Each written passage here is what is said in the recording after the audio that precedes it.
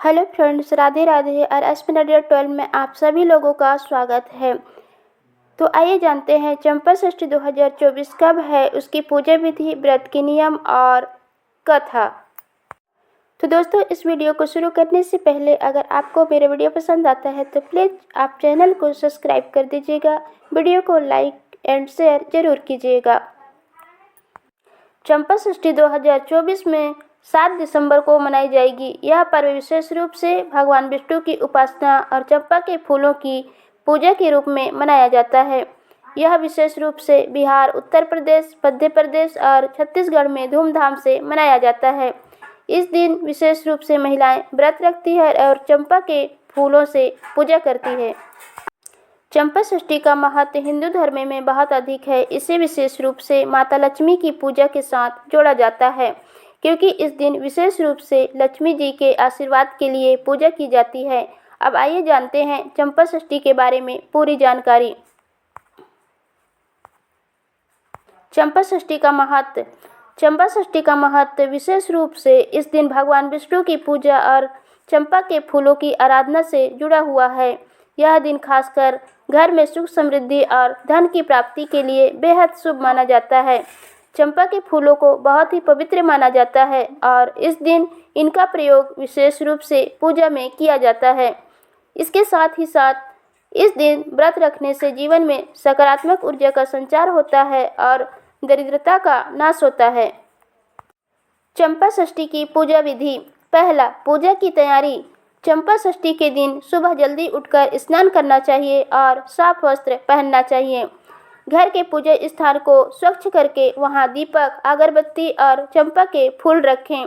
पूजा की सामग्री में चंपा के फूल, ताजे फल, फूल, सिंदूर, कलावा, घी का दीपक और सुपारी रखें। साथ ही भगवान विष्णु की पूजा के लिए एक सुंदर मूर्ति या चित्र स्थापित करें। दूसरा, पूजा विधि। सबसे पहले भगवान विष्णु की मूर्ति या चित्र के सामने दीपक जलाएं। फिर चंपा के फूलों को भगवान विष्णु को अर्पित करें। चंपा के फूलों की महिमा का बखान करते हुए उनका पूजन करें। भगवान विष्णु को तुलसी पत्र अर्पित करें और उनके चरणों में अर्पित करें। घी का दीपक और अगरबत्ती जलाकर पूजा की शुरुआत करें। फिर भगवान विष्णु का ध्यान करें और उनका जयकारा लगाएं। पूजा के बाद आशीर्वाद प्राप्त करने के लिए माता लक्ष्मी का ध्यान भी करें। व्रती महिलाएं इस दिन उपवासी रहती है और व्रत के नियमों का पालन करती है। तीसरा, चंपा षष्ठी पूजा का मंत्र। ओम नमो भगवते वासुदेवाय। चंपा षष्ठी व्रत के नियम। इस दिन उपवासी रहना होता है। व्रत रखने वाली महिलाएं केवल फलाहार करती है। व्रती को दिन भर पवित्रता बनाए रखनी चाहिए। पूरे दिन घर के कामकाजी वातावरण को शुद्ध रखें और धार्मिक वातावरण बनाए रखें। व्रती के दौरान सत्य बोलना और किसी को हानि ना पहुंचाना चाहिए। इस दिन विशेष रूप से घर के बच्चों और परिवार के सभी सदस्य के लिए भी आशीर्वाद प्राप्त करें। व्रती के बाद चंपा के फूलों के साथ पूजन की पूर्ण विधि का पालन करना आवश्यक है। चंपा षष्ठी की कथा। चंपा षष्ठी की एक प्रसिद्ध कथा है जो इसे खास बनाती है। यह कथा बताती है कि एक समय की बात है, एक छोटे से गांव में एक ब्राह्मण परिवार रहता था। उनकी पत्नी अत्यंत सुंदर और पतिव्रता थी, लेकिन उनका कोई संतान नहीं था। वह अपने जीवन में किसी प्रकार की परेशानी से जूझ रही थी और भगवान विष्णु की पूजा करती थी, लेकिन कोई फायदा नहीं हो रहा था।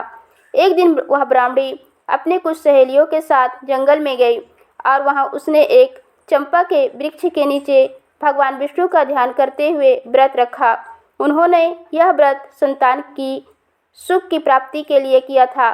कई महीनों तक कठिन तपस्या और पूजा के बाद भगवान विष्णु ने उन्हें दर्शन दिए और आशीर्वाद दिया कि वह जल्द ही संतान सुख प्राप्त करेंगी।